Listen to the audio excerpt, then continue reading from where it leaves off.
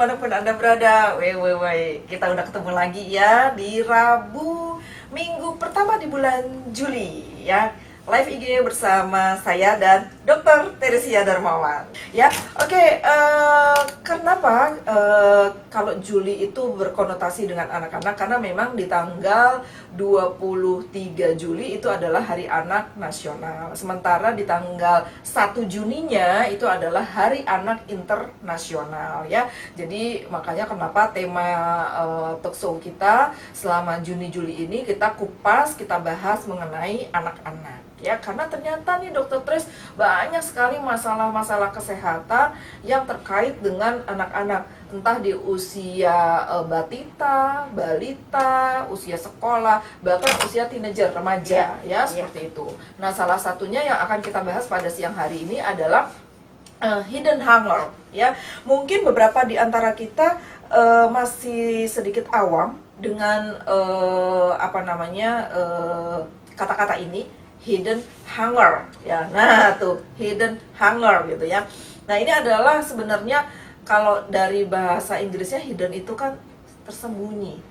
Yang ngumpet tersembunyi. Hunger itu kelaparan, ya lapar. Jadi bisa diartikan adalah ini kelaparan tersembunyi. Nah, kenapa kita angkat tema ini mengenai hidden hunger? Karena ternyata ya FKC Family, kelaparan yang tak biasa ini sebenarnya harus kita waspadai. Kenapa? Karena sama juga sebenarnya dengan kelaparan yang disebabkan karena malnutrisi, ya kan? Nah, kalau yang biasa kita kenal, yang biasa orang-orang khawatirkan itu adalah malnutrisi dari makronutrisi, makronutrien, artinya nutrisi-nutrisi yang memang kita butuhkan dalam jumlah yang besar, seperti apa? Karbohidrat, protein, lemak, ya. Nah, beberapa kita abai dengan yang mikronutrien ya. Nah, makanya pada hari ini bersama Dr. Teresia Darmawan kita akan kupas mengenai hidden hunger, kelaparan tersembunyi yang patut diwaspadai. Oke, silakan Dr. Teres. Hari ini kita akan membahas sesuatu yang tidak sering kita dengar, tapi sebenarnya nggak familiar sama sekali. Tapi ini jumlahnya ternyata besar sekali. Iya, betul. Seperti tadi Mbak Leni udah sebutkan belum ya, 50% dari masyarakat kita. Ini adalah hidden hunger atau defisiensi zat-zat mikro. Mikronutrien yang kekurangan dari seseorang. Biasanya ini memang dialami oleh anak-anak. Yes. Nah, bukan bayi tapi anak-anak. Jadi kalau bayi itu sampai 1 tahun itu biasanya dia lebih banyak mengkonsumsi susu. Di susu itu ASI, kemudian dengan susu tambahan itu nutrisi-nutrisinya biasanya sudah tercukupi. Nah, pada umur 1 tahun seseorang anak itu sudah mulai makan makanan rumah tangga. Ya, jadi sudah mulai susunya dikurangin, mulai dia mencicipi makanan ibunya. Nah, ibu yang baik itu akan memberikan nutrisi-nutrisi yang baik untuk anak pengenalan. Ya, jadi dia akan mengenalkan karbohidrat, bubur, mengenalkan sayurannya, ya ada hijau-hijau, wortel dan sebagainya, kemudian ditambah protein hewani, nabati, hewaninya dari ayam atau hewan yang lain, telur, ya, kemudian itu adalah makanan-makanan yang sudah mulai dikonsumsi. Makin meningkat, usia meningkat, dia akan lebih terbiasa dengan makan makanan rumah atau orang dewasa. Nah, pada saat ini itu yang bisa menyebabkan seseorang anak itu kekurangan gizi. Kalau tadi ada yang makronutrien, yang defisiensi, jadi orangnya bisa kurus kering. Kalau pada hidden hunger ini dia pada saat pertama enggak kurus kering, tidak. Biasa-biasa aja gitu. Biasa-biasa aja, ya. Dan sebenarnya ini yang makanya ini sangat membahayakan. Ya, betul. Nah, sekali lagi hidden hunger itu adalah defisiensi zat mikro. Zat mikro itu apa? Zat mikro itu adalah vitamin dan mineral yang sebenarnya beda dengan karbohidrat, protein, mineral, lemak. Nah, di samping itu kita perlu yang sebutnya mineral, vitamin, ya. Nah, dengan hidden hunger ini kekurangan yang dua itu tersebut. Biasanya yang kurang yaitu antara lain kalsium, Mm-mm. yodium, Yodium. kemudian zat besi Fe, ya, vitamin-vitamin yang lain dari A, B, C itu ya, tanpa sengaja itu mulai kurang. Nah, pada siapa saja yang biasanya kurang, yaitu pada anak-anak yang mendapatkan makanan sehari-hari yang memang biasanya bukan ibu yang membuatnya, artinya bukan ibu yang memasak secara benar, tapi yang anak-anak diberikannya asal diberi makan. Misalnya makin kesini hidden hunger ini makin banyak, Mbak. Betul, Kenapa? Karena makin dengan kemajuan sekarang, kesibukan orang tuanya, banyak anak-anak yang hanya makan instan. Setuju. Banyak ya. Jadi Setuju. biasanya anak-anak diberi dengan makanan instan atau mie instan yang macam-macam rasanya. Kemudian ditambah dengan nasi. Yang penting anak itu mau makan. Ya. Padahal kandungan di dalamnya itu yang kurang. Nah, ini akan dari hari ke hari sedikit demi sedikit akan menumpuk. Itu yang akan menimbulkan adanya kekurangan defisiensi dari mikronutrien tersebut. Ya. Nah, itu akan berakibat sebenarnya bahaya. Ya. Ya, di Indonesia itu 50%. 50%. Lumayan ya. Bukan lumayan bukan aja. angka yang kecil itu ya. Jadi separuh dari anak-anak kita itu mengalami kekurangan mikronutrien, kekurangan mineral dan vitamin. Betul. Di dunia itu 1 dari 3 anak, Parah. ya, itu juga mengalami kekurangan mikronutrien. Nah, mikronutrien itu juga kandungannya banyak pada kacang-kacangan, buah-buahan, sayur-sayuran, yang itu semua sebenarnya anak-anak banyak gak mau. Iya. Bener kan? Betul dong. Banyak anak yang nggak mau lihat ijo-ijo, Benar. banyak anak yang nggak mau makan buah. Iya, Kalau benar. buah pun hanya mau 1. Iya, benar. Variasi tidak mau. Nah, dari sinilah biasanya kalau berlanjut akan timbul yang namanya hidden hunger itu. Efeknya adalah yang pada saat jangka panjang anak itu akan rentan terhadap penyakit. Imunnya akan turun. Betul. Dia akan gampang sakit. Gampang sakit. Ya, gampang flu. Ya, kalau kena virus gampang kena, bisa kena gampang campak, varicella. Ya, itu akan gampang untuk terjadi. Sebenarnya varicella itu terjadi sekali dalam seumur hidup. Tapi dia bisa terjadi lebih dari sekali pada beberapa anak, dan ini biasanya pada anak-anak memang yang dengan kekurangan nutrisi dari yang mikronutrien ini. itu. Jadi mikronutrien ini lebih ke pengaruh kepada emang sistem imun kita, termasuk juga masa COVID, termasuk juga masa sekarang pancaroba. Sekarang yang lagi banyak adalah batuk pilek dan diare Ya. tanpa sebab. Nah, itu juga disebabkan oleh kekurangan dari mikronutrien itu. Jadi selain penyakit-penyakit yang umum, juga misalnya anemia. Kalau yodium gondok, ya, kekerdilan, ya, stunting, ya. Kemudian sering terjadi diare yang tanpa sebab, tadi yang seperti saya sebutkan varicella, campak dan lain-lain itu bisa terjadi. Jadi penyakit anak-anak itu ada anak yang sehat, ada anak yang gampang sakit. Nah, anak yang gampang sakit kita harus perhatikan apakah dia penyebabnya dari makanan atau bukan. Kalau dari makanan, perhatikanlah apakah makanan itu memang kekurangan zat-zat yang sebenarnya basic, mineral, vitamin itu kan sebenarnya ada ya, dan memang tidak bisa didapatkan dari semua makanan. Jadi memang buat ibu-ibu yang cukup sibuk atau orang tua yang sibuk, coba perhatikanlah bahayanya dari kekurangan mikronutrien ini. Jadi mulai sekarang perhatikanlah makanan dari anak Anda. Jadi dari anak mulai batita itu adalah yang mulai diperhatikan. Ya. Kalau nanti anak remaja itu biasanya dia akan mengikuti pola sebelumnya. Kalau dari dulu tidak dibiasakan misalnya makan sayur, nanti dia susah untuk makan sayur. Atau dia tidak biasakan makan buah atau variasi dari makanan, dia akan susah. Nah, tapi cikal bakalnya ini adalah dari batita, bawah 3 tahun, karena dia mulai pengenalan dari makanan. Ya, ibu-ibu kalau sekarang baru tahu fungsinya, sediakan sedikit waktu lebih untuk bisa memasak yang lebih bergizi untuk anak-anaknya ya. Terus sebenarnya sekali lagi hidden hunger atau kekurangan mikronutrien ini bukan penyakit yang tiba-tiba kelihatan. Misalnya seperti malnutrisi, misalnya perutnya buncit, badannya kurus kering, tulang belulangnya kelihatan. Kalau ini tidak terlalu kelihatan, tapi makin lama dia akan bisa menjadikan penyakit yang permanen. Dia juga bisa menjadikan kerusakan organ besar, termasuk jantung, liver, ginjal dan sebagainya. Ya, jadi sekali lagi tidak terjadi secara jelas dan tiba-tiba atau akut. Nanti dia akan terjadinya dengan berjalannya waktu.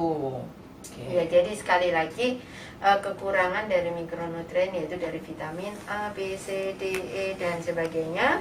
Kemudian dari zinc, yodium, kalsium, magnesium dan sebagainya. Artinya begini, ya kita sebagai orang tua itu harus, apalagi kalau kita punya anak-anak yang masih dalam masa pertumbuhan ya, kita nggak boleh abai gitu ya, dan kita mesti bisa lebih kreatif ya. Kalau misalnya anak-anak kita ini kecenderungannya adalah memilih-milih makanan ya, nggak mau yang ini maunya yang itu terus, itu juga nggak baik gitu ya. Apalagi kalau yang disukai atau yang diminati itu nggak mengandung vitamin sama mineral ya. Dan kesalahan orang tua lagi, termasuk saya nih, kita lebih memandangnya adalah kekurangan makronutrien, kekurangan karbohidrat, protein, lemak ya. Karena kalau kekurangan 3 ini kan memang bisa terjadi kurang energi, kurang kalori protein, KKP, terjadi KKP. Itu bisa terjadi marasmus ataupun kwashiorkor, itu yang malnutrisi dalam makronutrien itu yang biasanya ada di depan mata kita, sementara itu yang malah jarang sekarang. Iya, sekarang memang malah jarang ya. Itu masih banyak sih sebenarnya ya atau di Indonesia, negara yang Ethiopia ya. Tapi kalau di kita ya mungkin ada, tapi mudah-mudahan Indonesia sih sudah bebas atau minimal sekali dengan yang seperti itu ya Mbak ya. Kalau yang ini, yang hidden hunger ini, yang kekurangan mikronutrien, itu Indonesia luar biasa loh dok, menempati posisi ketiga di Asia Tenggara. Ya, karena sekali lagi 1 dibanding 50%. Jadi bila ada 2 anak, satunya jadi itu sangat besar sekali. Betul. Ya. Betul. Dan ini yang seringkali namanya aja hidden ya, jadi tersembunyi, nggak kelihatan. Orang tua mah anteng-anteng aja gitu ya, karena kejadiannya tidak akut, tidak terlalu kelihatan, dan nantinya akan barusan ketahuan. Misalnya pada anak-anak tiba-tiba dia sakit tertentu. Iya, betul. Ya, tapi yang paling ini adalah sistem imun itu sangat rentan. Sangat rentan. Ya, jadi kalau misalnya anak Anda gampang sakit, gampang bapil, minggu depan kita akan kupas mengenai bapil nih dok ya. Jadi kenapa kok anaknya ini, padahal kan misalnya udah kalau udara dingin juga udah pakai baju anget misalnya gitu ya. Nah, mungkin saja putra-putri Anda kekurangan 1, bahkan mungkin bisa lebih dari 1 mikronutrien. Itu makanya cocok sama FKC ya. FKC itu adalah yang memproduksi itu mikronutrien. Ya, jadi vitamin, mineral itu ada. Makanya kenapa kita perlu suplemen, yaitu untuk melengkapi kekurangan makanan-makanan sehari-hari kita yang biasanya kita hanya memperhatikan kenyang, karbohidrat, protein, wah biar enak, ya, lemak buat prosesnya, ya. Jadi biasanya kan kita hanya memperhatikan kita kenyang makan, apa yang kita makan itu pokoknya enak dan kenyang. Nah, kandungannya itu kadang-kadang kurang zat-zat yang penting, yaitu mineralnya, vitamin-vitaminnya, itu bisa didapatkan dari suplemen. Nah, untuk hidden hunger sendiri, bagaimana sih pemerintah kita nih mengatasinya? Itu ada fortifikasi, jadi penambahan nih, biasanya penambahan pada makanan, misalnya ditambahkan karbohidratnya, kemudian ditambahkan tepung-tepungan lah seperti itu, kemudian ada ditambahkan misalnya vitamin, mineral ya di dalam satu makanan, misalnya untuk bubur bayi misalnya itu ditambahkan di sana ya. Kemudian ada yang satu lagi, ada biofortifikasi. Nah, kalau biofortifikasi ini dia lebih pada saat tanamnya. Pada saat tanamnya, misalnya padi itu kan ada yang ditambahkan dengan vitamin A misalnya. Entah di pupuknya kah, entah pada penyemprotannya itu ditambahkan vitamin A. Jadi pada saat proses tanamnya, misalnya mungkin gandum atau kentang ya ditambahkan di sana gitu ya. Nah, itu biofortifikasi. Dan yang ketiga, nah ini yang memang juga digalakkan juga oleh pemerintah dan juga harus kesadaran dari diri kita sendiri ya, FKC Family ya. Nah, kita harus memasukkan suplemen ke dalam makanan kita sehari-hari, termasuk makanan anak-anak kita. Nah, ini Dokter Tris mau sedikit jelaskan mengenai produk nutraceutical kita, suplemen kita, khususnya yang untuk anak-anak, yaitu Calcium McD dan Kids Multivitamin. Iya. Jadi memang suplemen itu sebenarnya sangat penting, dan suplemen itu namanya juga suplemen untuk menambahkan kekurangan nutrisi yang kita makan sehari-hari. Jadi nutrisi itu makanan.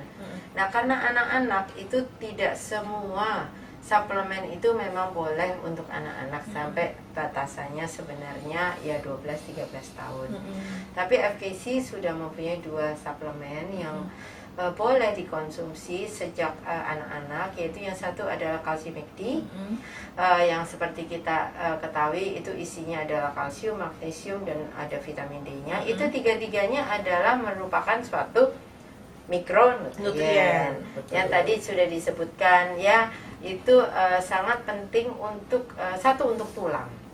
Ya, untuk kekuatan pertumbuhan, supaya anak-anak itu kalau pertumbuhan itu tulangnya kuat. Kalau selain tinggi itu tulangnya kuat, sehingga dia tidak kan ada anak-anak yang bungkuk dan sebagainya, termasuk juga dalam stunting. Ya, itu perlu ke dalam vitamin ini. Ini boleh dikonsumsi sejak si ibu mengandung, sehingga embrio itu sudah boleh asupan seperti kita kenal kalsium ya, itu sudah ada pada makanan-makanan, susu-susu itu, supaya pertumbuhan bayinya itu juga lebih sehat, pertumbuhan otaknya juga. Ya. Kemudian suplemen kedua adalah yang mengandung multivitamin dan vitamin C. Nah, ini boleh dikonsumsi oleh anak-anak dan ini aman. Sekali lagi, vitamin C juga untuk sistem pertahanan tubuh. Multivitaminnya juga untuk melengkapi dengan mikronutrien tersebut. Ya, mungkin kalau ada yang kurang, Mbak Reni mau menambahkan? Oke. Kayaknya udah semua ya. Udah semua. Jadi ini boleh. Boleh ya, boleh dikonsumsi. Cuman mungkin karena ini bentuknya tablet buat anak-anak, misalnya susah, itu juga boleh ibu-ibu dihancurin dulu. Iya, digerus, dihancurin. Cowok nih metu. Digerus atau ini dicampurkan ke dalam makanannya. Tapi kalau buat anak-anak yang sudah bisa menelan, mengunyah, ya menelan maksudnya, itu boleh dikasih butiran gelondongan. Iya, betul. Kalau yang ini kan berupa cubel juga ya. Ini sama juga, tablet kunyah kan? juga. Tablet kunyah ya. Jadi boleh dikunyah, boleh diemut, ya, rasanya enak. Betul. Jadi anak-anak boleh suka mengkonsumsi ya. Mudah-mudahan anak-anak juga suka ya. Ya, kalau ini saya rasa semuanya sudah mengenal, dan ini adalah produk baru. Jadi Kids Multivitamin itu seperti kalau kita orang dewasanya itu Ingenium. Ya, anak-anak itu boleh, karena pada Ingenium ada beberapa zat yang pada anak-anak belum dianjurkan. Tapi kalau pada multivitamin ini, selain untuk pertumbuhan, dia juga bisa meningkatkan imunnya. Jadi untuk menghadapi kesehatan segala, tidak gampang sakit. Nah, sekali lagi ini kedua, ini suplemen ini adalah yang kita kategorikan kepada mikronutrien, sehingga mudah-mudahan yang namanya hidden hunger atau kekurangan mikronutrien pada masyarakat Indonesia bisa dikurangi, ditanggulangi dengan cara makan yang baik, dengan cara pemberian suplemen yang tepat. Oke, mantap, siap ya. Oke, FKC Family, misalnya Anda mau berbisnis dengan FKC, minimal Anda harus punya 3 store. Ya, 3 store itu maksudnya 3 paket Dokter Tris. Jadi misalnya yang satu paket itu Anda buat diri sendiri, buat keluarga inti, mungkin satu paket lagi buat orang tua. Jadi jangan sehat untuk diri sendiri doang, orang tuanya juga harus dipikirkan ya. Jadi orang tua Anda, orang tua istri Anda mungkin gitu ya, adiknya, kakaknya gitu ya. Artinya keluarga besar Anda, dan yang satu lagi baru itu untuk dijual. Betul. Ya, jadi jangan semuanya Anda jual ya, karena lebih baik Anda testimoninya tuh dari diri sendiri. Ya kalau misalnya testimoni dari diri sendiri itu kan natural ya, karena Anda akan bisa cerita dengan gamblangnya, karena merasakan sendiri benefit ataupun manfaat dari suplemen ataupun nutraceutical yang Anda konsumsi. Ya, jadi Anda bicaranya juga lebih mudah dan pasti closingnya lebih gampang ya. Oke, kalau tidak ada pertanyaan? Ada tentang produk nih. Oh ya. Bu Mulyanawati, kalau Ingenium bisa dikonsumsi umur berapa? Terus Pak Angkos menindaklanjuti, kalau anaknya dikasih kalsium McD dengan cara digerus ke makannya bisa nggak? Oh iya, Pak Angkos dulu mungkin dijawab Dokter Tes. Tadi udah ya kayaknya ya. Iya, kalau digerus itu boleh campurkan dengan buburnya kalau anak-anak belum bisa makan yang padat, atau dicampurkan dengan susunya juga boleh. Ya Pak, jadi ini sangat gampang ya Mbak ya, dihancurkannya. Gampang. Sama dengan multivitnya juga sama, boleh dihancurkan kemudian dicampurkan kepada makanannya, tidak akan mengubah rasa makanannya. Kemudian kalau Ingenium itu hanya boleh dikonsumsi pada usia dewasa Bu. Jadi 12 ke atas lah 12 ya, ke atas. Bu. Jadi tidak boleh dikonsumsi pada usia anak-anak, apalagi batita atau balita. Ya. Karena Ingenium itu adalah multivitamin dari FKC yang isinya sangat-sangat lengkap. Ya, selain dia ada vitamin A sampai Z, ada mikronutriennya, ada mineralnya, ada spirulinanya, ada chlorella ya, iya, ada chlorella ya. chlorellanya. Jadi macam-macam yang pada anak-anak itu pencernaannya belum kuat untuk mencerna zat-zat tersebut. Jadi bukan karena itu beracun atau tidak, tapi sesuai umur. Seperti kita cabai aja dah gampangnya, pada anak-anak kan belum bisa untuk makan cabai. Kenapa? Karena pencernaannya belum kuat. Nanti kalau sudah dewasa barusan bisa. Ya, gitu intinya seperti itu. Mungkin tambahan sedikit ya untuk Pak Angkos. Ini kalau kalsium McD kan karena dia kalsium, jadi memang agak kasar ya. Oh iya, semua jadi kalsium akan kasar. Akan kasar kan ya. Nah jadi mungkin hancurinya benar-benar harus hancur ya, Dokter Tris gitu ya. Karena kan namanya kalk ya, zat kapur ya. Jadi kalau seperti kita kapur. Iya seperti kapur gitu loh. Jadi kalau mau ditumbuk dihaluskan ya harus benar-benar yang halus Ya, dan dicampurkan dengan makanan yang Iya. mungkin makanannya harus berasa. Jadi Iya. bukan cuma bubur tok yang iya, nggak dikasih bubur apa-apa plain. ya. Nanti dia malah nggak doyan Dia ya. nggak doyan, iya. Terus untuk Ibu Mulyana mungkin tambahannya sedikit, karena di dalam Ingenium itu ada beberapa mineral ya. Contohnya kayak kromium ya. Kromium itu sebetulnya pada anak-anak belum terlalu diperlukan ya, sehingga memang Ingenium kita khususkan atau kita peruntukkan untuk anak-anak usia 12 ke atas ya. Tapi seperti yang tadi Dokter Tris sampaikan, nggak usah khawatir karena sekarang kan kita udah punya kids multivitamin. Nah, inilah vitaminnya untuk anak-anak gitu ya. Oke, ada lagi Poni? Cukup ya. Oke, baik FKC Family, kita sudah bahas mengenai hidden hunger. Mudah-mudahan Anda akan lebih paham. Jadi kalau ada kalimat ini Anda langsung udah ngerti, oh iya ya. Kemudian yang lebih penting lagi adalah kita aware kepada keluarga kita, terutama anak-anak kita ini ya. Jangan kita abaikan untuk menu sehari-harinya ya. Sedapat mungkin kita penuhi kebutuhannya, terutama anak-anak yang masih dalam masa perkembangan, batita, balita sampai di usia sekolah ya. Karena ternyata kekurangan mikronutrien itu sama bahayanya dengan kekurangan makronutrien. Ya, itu saja dari kami. Terima kasih Dokter Tris sudah bersama-sama kami di sini. Terima kasih Mbak Reni yang sudah bersusah payah untuk membuat hari ini sesuai dengan temanya.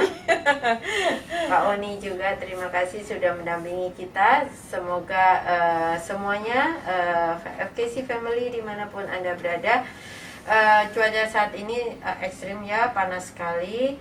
Jadi apalagi pasti banyak acara keluarga. Kemarin libur panjang, ini libur sekolah.